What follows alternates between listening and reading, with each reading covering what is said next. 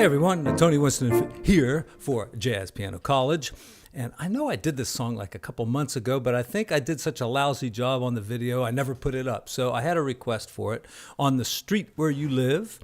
A really great arrangement is by my good friend Robert Ray, and it was actually an arrangement by Robert Strickland, and I'll link to it in the description.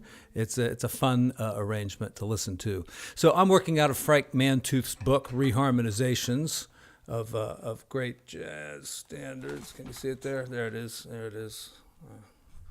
There. That's the book. Cover's missing. And, you know, I can't really call this a reharmonization. There's a couple little devices in here. So what I'm going to do, I'm just going to go over this. The first verse I'm going to play with just chords in the left hand. Then I'm going to open it up with open voicings a little bit. And by the way, I just support this channel, Open Studio. I'm not affiliated with them in any way, but I bought a t-shirt during the pandemic just to help them support them. And I do thank all of you for your support on my channel too. It's really impressive what you all are doing. All right, so here we go. And any kind of music theory or improv ideas that I think of while I'm doing this, I will include. So we're going to start off. I'll just play some chords here in the left hand.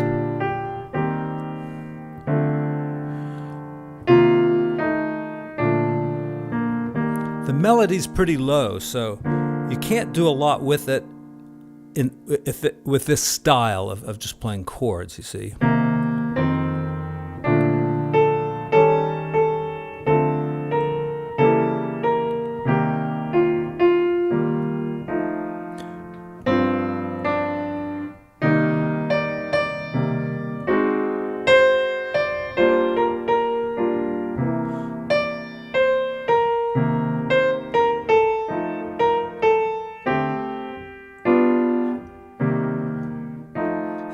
So right there, you can see the weakness of this style by going like this. I mean, the chords are correct, but you could invert like this. That's the G7.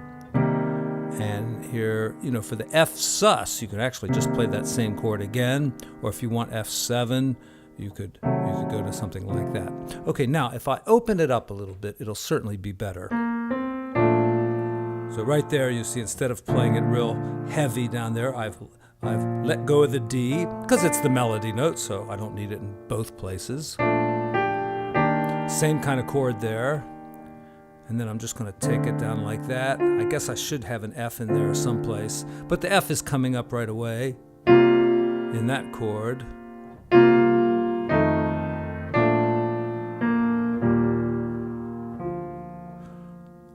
You know, once again, it's still so low that it's kind of hard to get decent voicings down here. Now here we have E flat 7 with a sharp 11. Sharp 11 doesn't need to be there. It's the melody note. All right.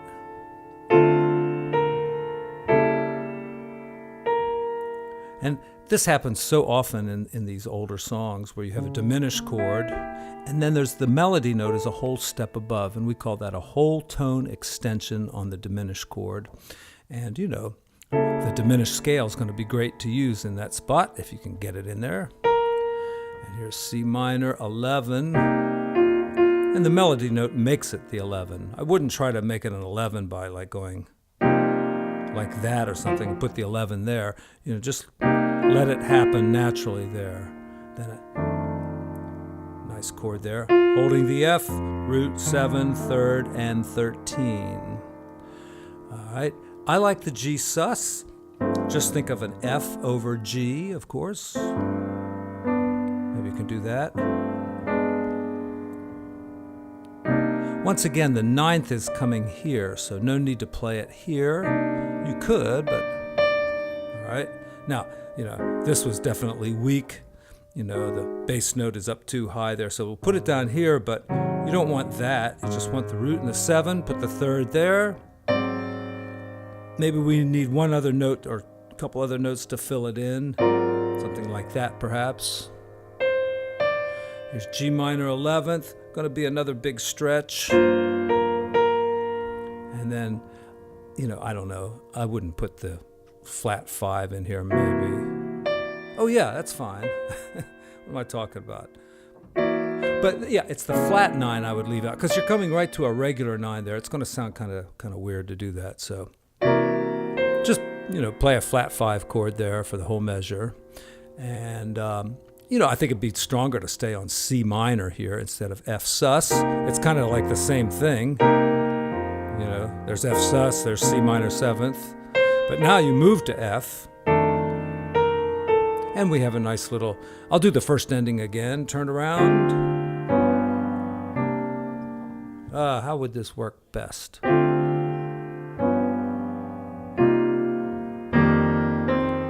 that. Okay, I'll just run through it real quickly again, take the second ending, and we're on to the bridge. It's the part that always messes me up. So here we go.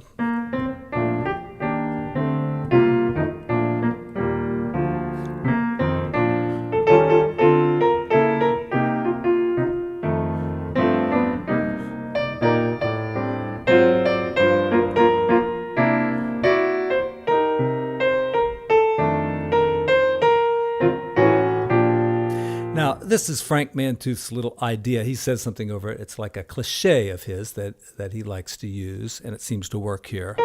He has 7th chords like this. I just changed it to 6th chords. All right, there's no 7th, so there's a 6 right there.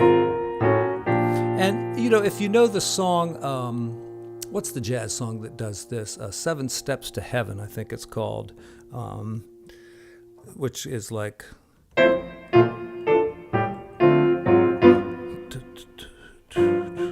And then it goes like that. So I think that's where the device comes from. Bridge. And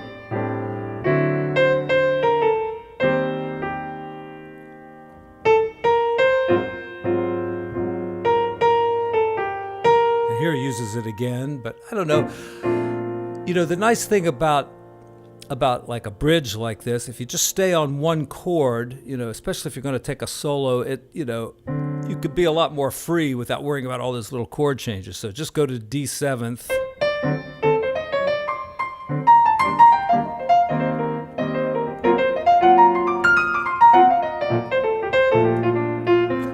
Just 4 chords there. Maybe an A minor 7th to D would be, pretty easy to handle.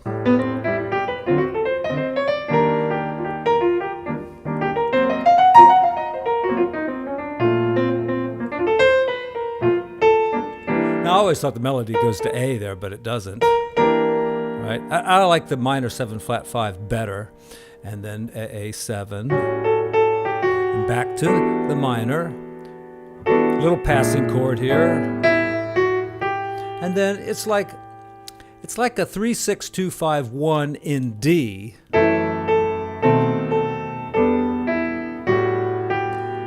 And I would stay on the D here, and then go to C minor 6th and F7th. I just think that kind of works better. However, the melody is a little different. It's like that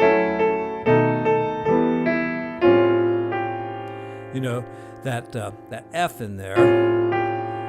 So, you probably do want to stay true to the melody. But then you could go to the C minor 6 right there.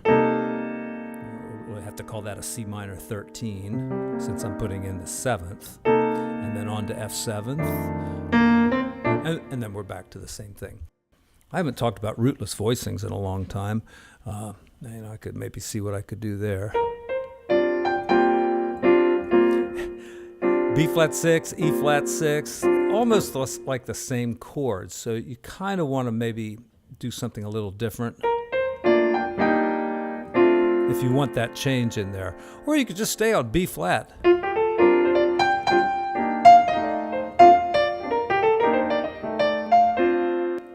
There's kind of 2 ways of looking at improv. Do you want to improv over the most complex set of changes, you can dream up, or do you want to keep the chords simple and make your melodic ideas more complex? Like, say if I just stayed on B flat, trying to use this note a little bit. Well, that was bad.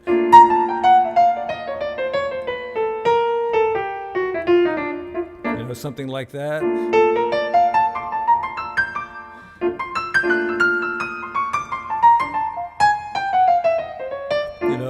all just thinking about B flat and just looking for all the weird notes and trying to make them work by using little enclosures.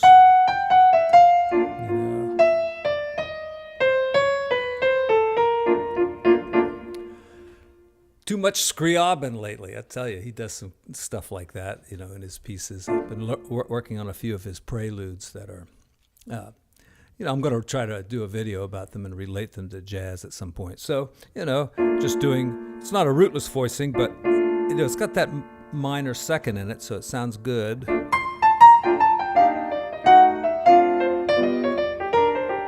So 1, 6, 2, 5 works just fine there, and then we get to the fifth measure.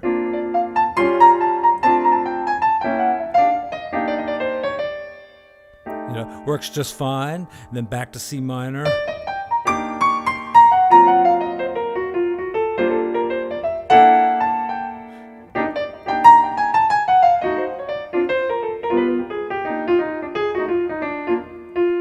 All right, the bridge. All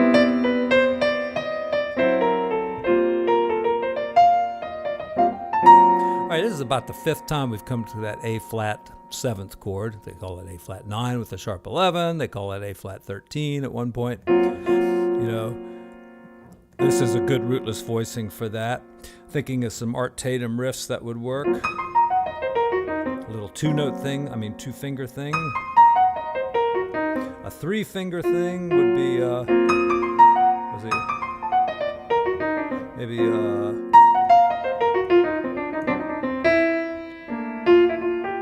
and ending on that B flat Lydian might be good.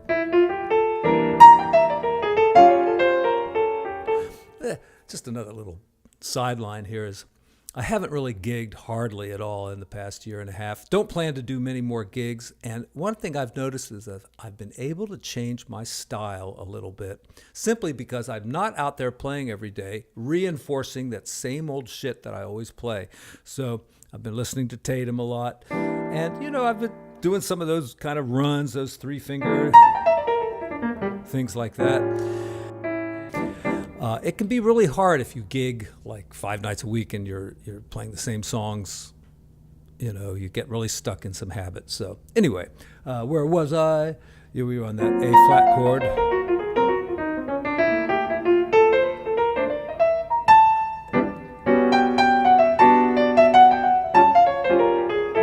I'm still pretty much the same player, always was, but so we got this. So we're going to do this F sharp minor, B, nice rootless voicing, box voicing, I call these. Got lots of videos about them. Then E minor, see there's the E, but it's a rootless. And then this supports the melody, play it like that. And I think it's nice to stay on that D and then go to an F or a C minor to F. All right, so let's take the bridge.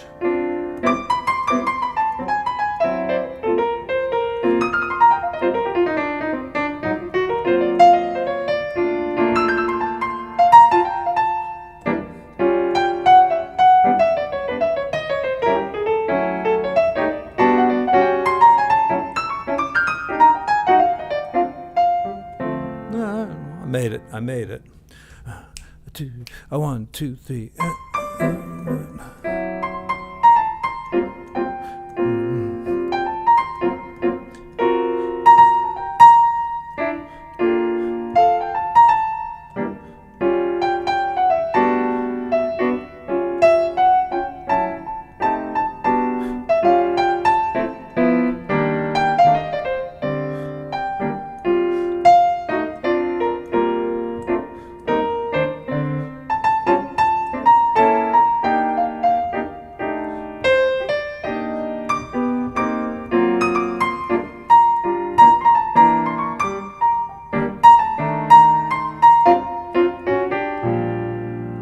Yeah, just trying to support the melody with some